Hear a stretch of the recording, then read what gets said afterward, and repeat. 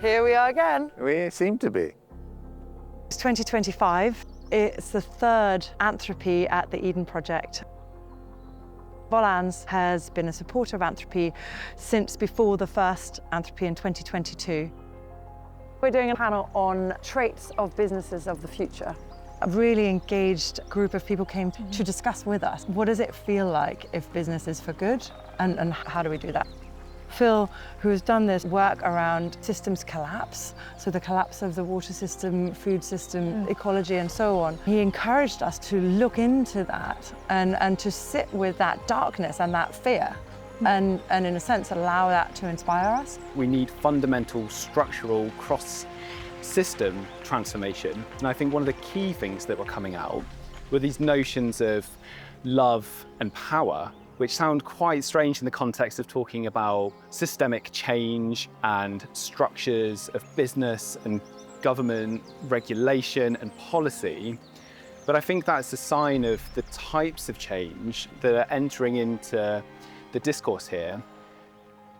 Was a message we got from some of the younger leaders that this cannot be just talking. And I think it's such an interesting time, both externally, sort of in the environment, but also people who are leaders and change makers. We now have to start delivering, and how do we do that in a meaningful way?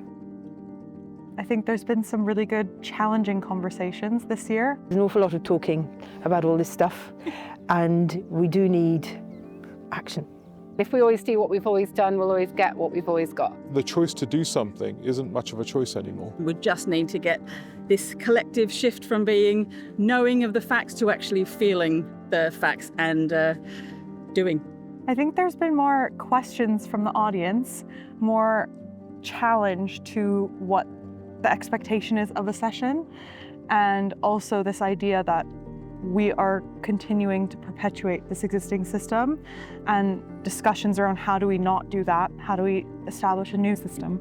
There are powerful voices here, but there are a lot of people who are still just sort of almost learning the ropes. Okay, we know what we have to do, or we have some sense of what we should be doing.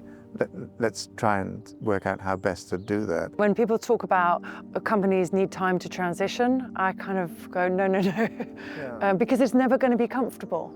And if we're waiting for, especially big business, to be comfortable to transition and to transform, it will be too late, I believe. The Anthropy team work really hard and give a lot of freedom to companies like us to run our own panels and so on.